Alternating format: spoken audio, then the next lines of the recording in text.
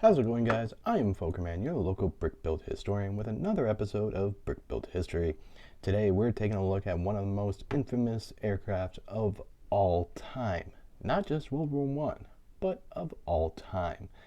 We are taking a look at the Fokker Triplane, or DR-1, or just known as the Triplane, or the Red Baron's plane. People know this plane because, well, it's really one of the only planes they know, mostly because of that guy.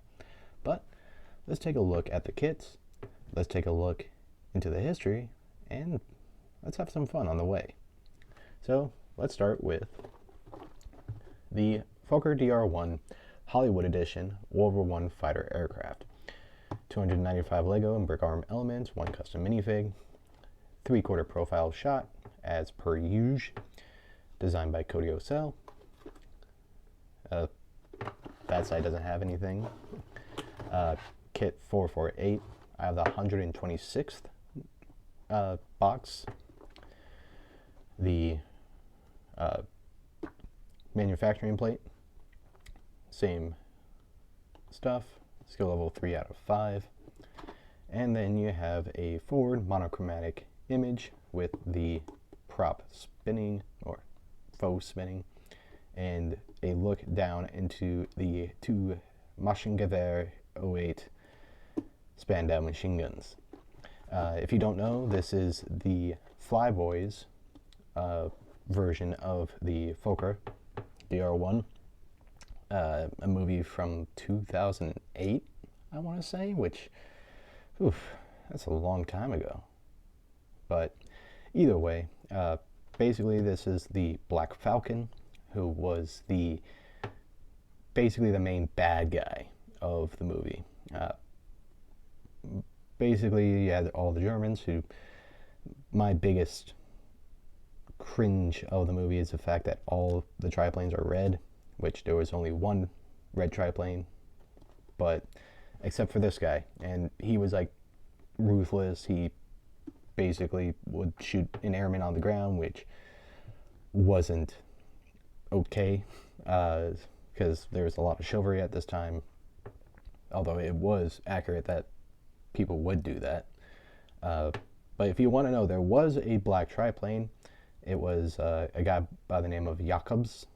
I think it was Hans Jacobs. I don't remember what his first name was, but his name was Jacobs, and he had an all-black triplane. And there's kind of a lot of similarities between that, but let's move on to the Fokker DR-1 Red Baron World War I fighter aircraft. Contains 296 Lego brick arm and brick arm elements, one custom minifig, also designed by Cody Ocell, because it's basically the same aircraft. Kit 450, and I have the 140th one. The manufacturing plate, same information. Fokker DR-1 Red Baron World War I fighter, BKM 450, skill 3 out of 5. And once again, monochromatic image, forward view, Spandau's staring you right in the face. And the thing about the Red Baron is, if you don't know him, then you obviously haven't been paying attention in history. He was the highest scoring ace of World War I with 80 kills. That is, if you think that René Fonck is completely full of it, which basically everyone does, where he claimed about 100 and something.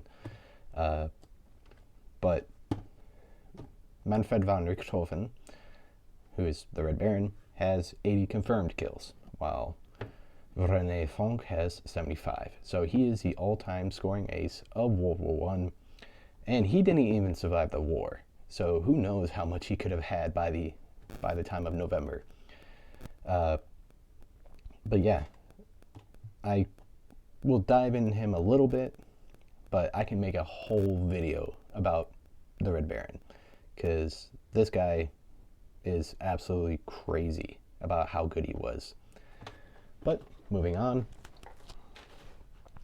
let's take a look at the two kits, and there goes the box.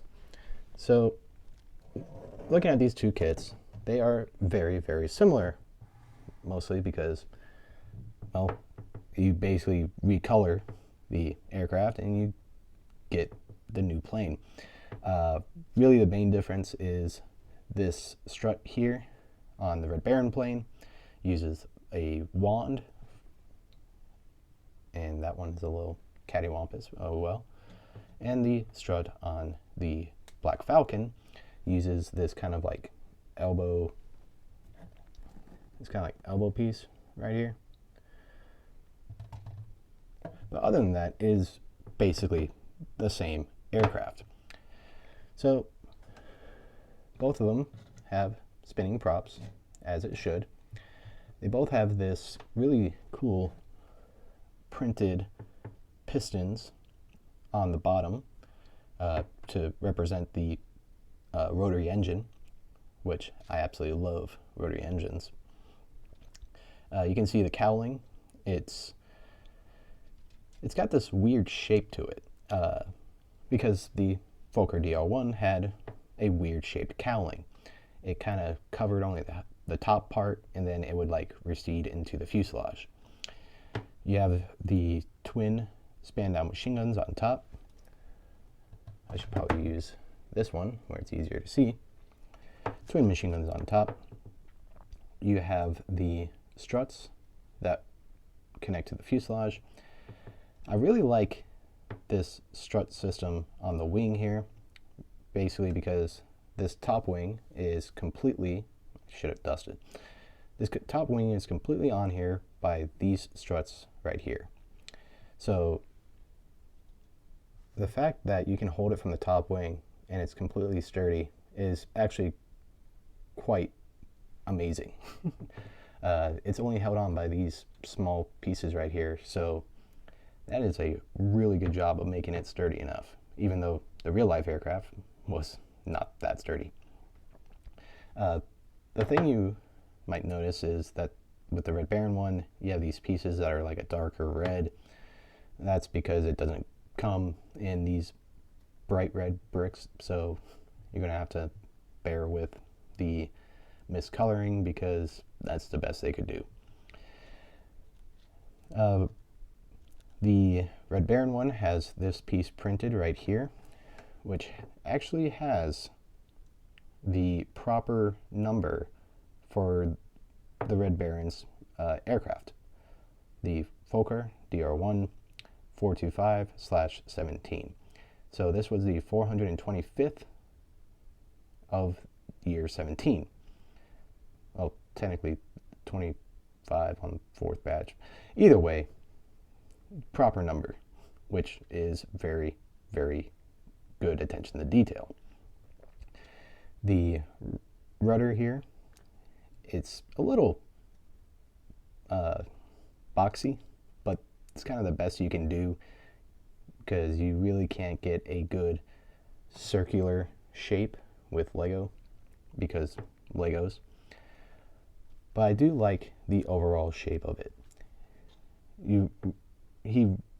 Cody really captured the overall shape of the Fokker DR1 very well. And, you know, if he didn't, he would get a lot of flack because this is like the plane that everyone knows is World War I. Some of the other features are moving ailerons on the top, and the Fokker only had ailerons on the top wing, which is correct. No moving surfaces on the other pieces on the tailplane, but that's okay. And because I don't want to take them out, Lando did a really good job of making a Manfred von Richthofen. So really kudos for that.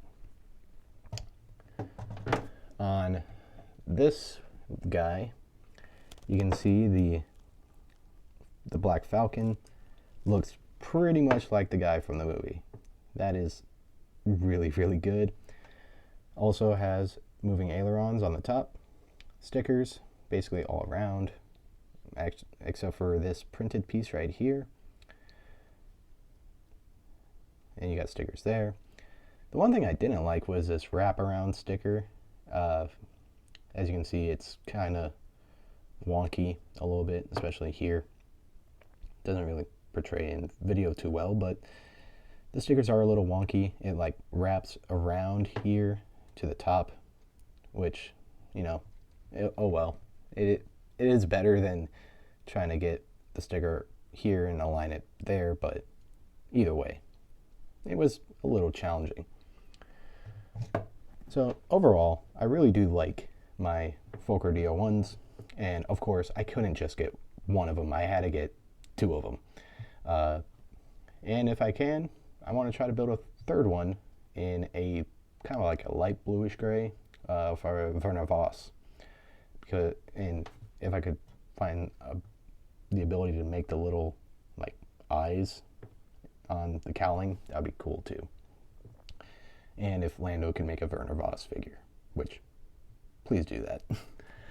But overall, these two aircraft are just absolutely amazing.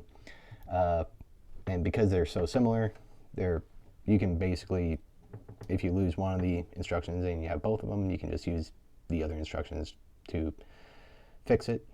I mean, I guess except for the fact that this one has slightly different coloration with the yellow there, but, ill buff. But with all that, let's go into the long history of the Fokker DO1, because this aircraft has been studied so much because of how popular and famous it is that there's just a lot of history into this aircraft. So the very first thing is we need to talk about the Sopwith triplane, or the Tripe. So in late 1916, the Brits started messing around with 3 and 4 winged aircraft. The 4 wings, the quadruplanes, never really took off, no pun intended. But the triplane had some promise. Basically, what they wanted to do was see if they could increase the maneuverability and make the field of vision better by shortening the wing and adding more wing on top, shortening the wings, the length of the wing. And they would succeed in that. There was a few downsides. First one is it only had one Vickers machine gun, which by 1917 was definitely not enough at all to be in contention. Other than that, it was a little slower, but it was also highly maneuverable. And whenever it came out in February of 1917, the Germans really didn't know what hit them. They were surprised by these small, lightweight triplane fighters. Now, triplanes have been around for a while, but they were mostly used for like bigger aircraft. So the fact that they were able to make a triplane into a fighter was actually quite a reasonably mentionable task. So in April of 1917, the Germans captured a Sopwith triplane. And the one person that they wanted to look at it and to study it and try to learn as much as possible was Anthony Fokker. And what Anthony Fokker did is he would look at the aircraft, study it, see what they did, and try to make their own triplane fighter, as you see here. So basically what he did was he looked at it and he went back to the Fokker Flugzeugwerke and told Reinhold Platz to make a triplane without telling him anything about the Sopwith, because that's how Anthony Fokker was. Well, Reinhold Platz created his design, very similar to this, but it had some issues. The controls were very heavy forced. The ailerons were unbalanced. Some other miscellaneous here's and there's. So what Fokker did was put balance horns on the ailerons, lengthen the wingspan a little bit, and basically would make what would be known as the F1, which is what the Imperial German Air Force would originally designate these aircraft as the F1. And there would be two of them that would be produced, 102/17 and 103/17. And Manfred von Richthofen would be the first to fly 102/17. And in 2 days, he would shoot 2 enemies. Doesn't sound like a lot now, but in those days, that was pretty significant. So he reported it to be completely superior to the Fokker Triplane, and that they needed to fully implement these aircraft as soon as possible. Well, then, in September 15th of 1917, Kurt Wolff would be shot down in that very aircraft. Kurt Wolff was a very notable pilot. He had quite a few kills. I don't remember his exact kill count, but noticeably he had a lucky sleeping gap. But very good pilot, but he would be shot down in 102/17. And then almost a week later, von Richthofen would lose his best friend and top competition, Werner Voss, in 103/17. So basically the very first 2 DR-1s were shot down within a week of each other. And if you don't know about the fight of Werner Voss, Werner Voss's last stand basically is what some people call it, look into it because it is absolutely phenomenal, the things he did with a Fokker DR-1, especially since it was an experimental type. But despite all that, the aircraft would be put into full production, and they would change it from the F1 to the DR-1. DR standing for Dreidecker, or 3-winged aircraft.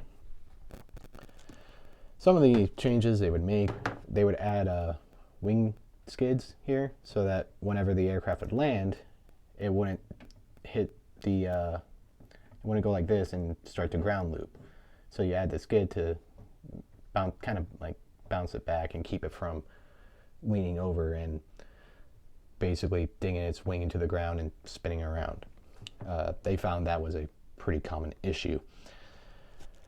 But although it had its issues, pilots started finding quite a bit of success. They found the ailerons were not really that effective, so its roll wasn't really that good. But it was the tailplane here that really made this thing stand. They could do some amazing things. As I mentioned, Werner Voss, he would basically drift the plane, basically like that, flat horizontal, and do some amazing acrobats and tricks. The other thing is, it had amazing climb.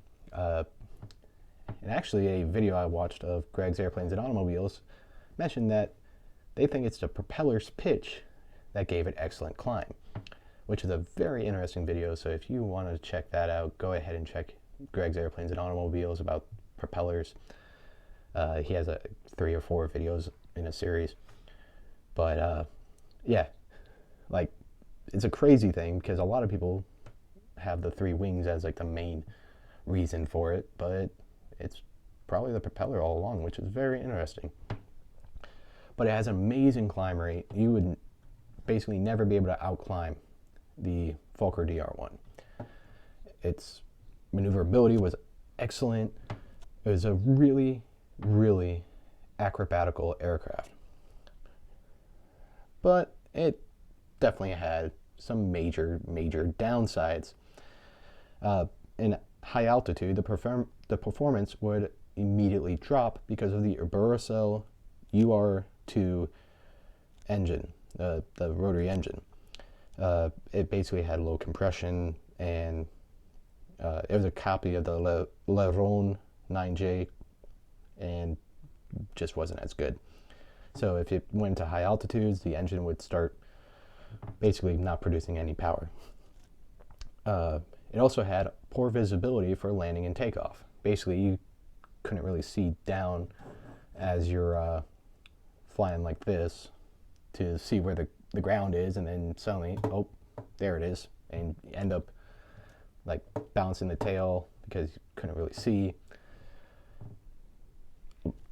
Yeah. As you fly it, the more you fly it, the better you get at it, but you know, it's still something of a concern.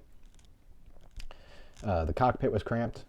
As you can see, the guns are basically right in Manfred's face here, with not really any padding, so during a crash, if they were to fly forward in a crash, they would hit their head on the butts of the guns and probably knock themselves out, which is never good.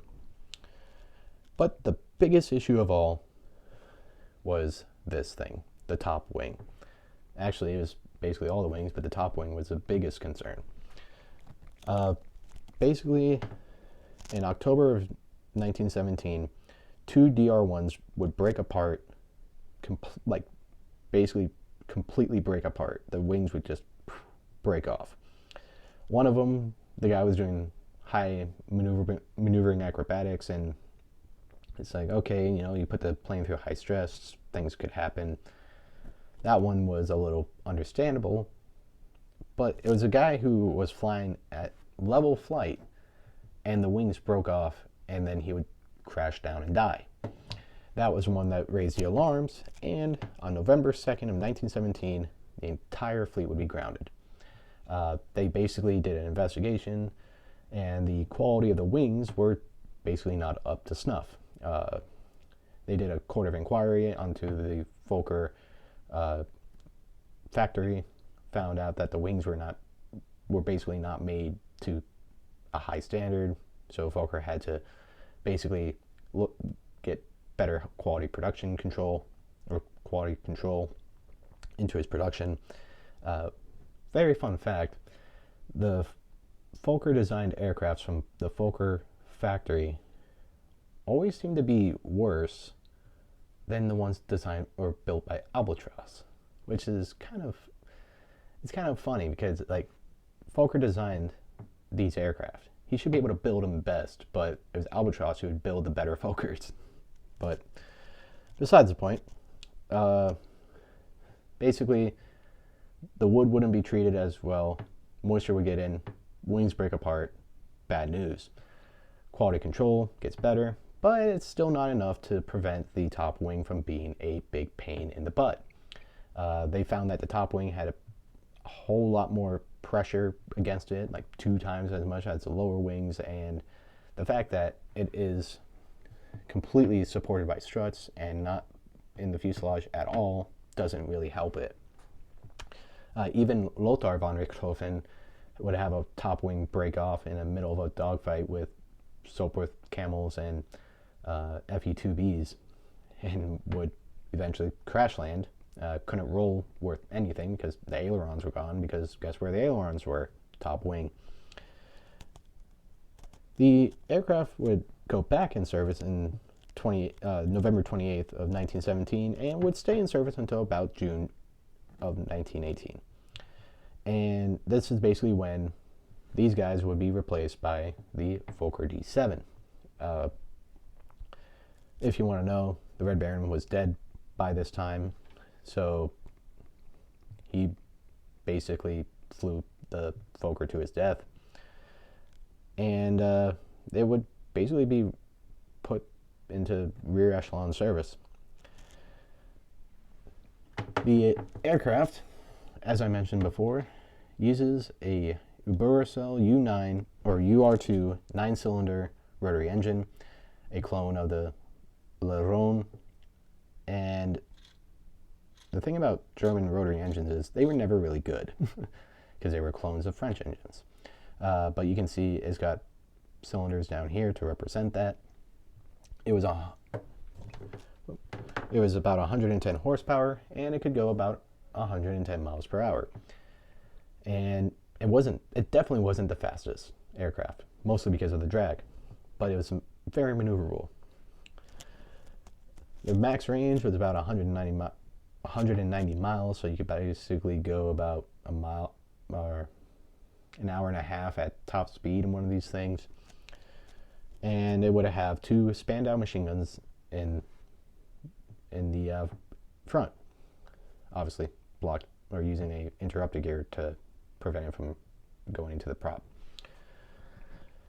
But overall, the Fokker DR1 would have a legacy left behind mostly because of the Red Baron. And a lot of people believe that it was a really great aircraft that basically Germany just came out of nowhere. When in reality it was a copy of a British aircraft that it would fall apart, and no one really looks at the downside of the Fokker DR1. A lot of people don't really realize how it was actually a death trap.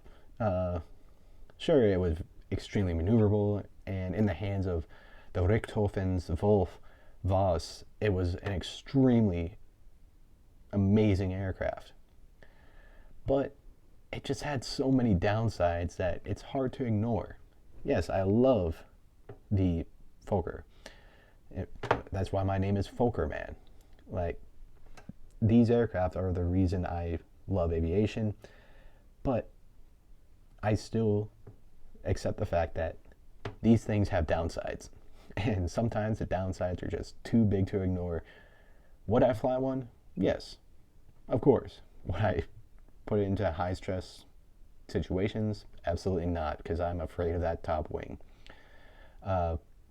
Also, if you want to know, no original Fokker DR1s survive to this day, which is very unfortunate.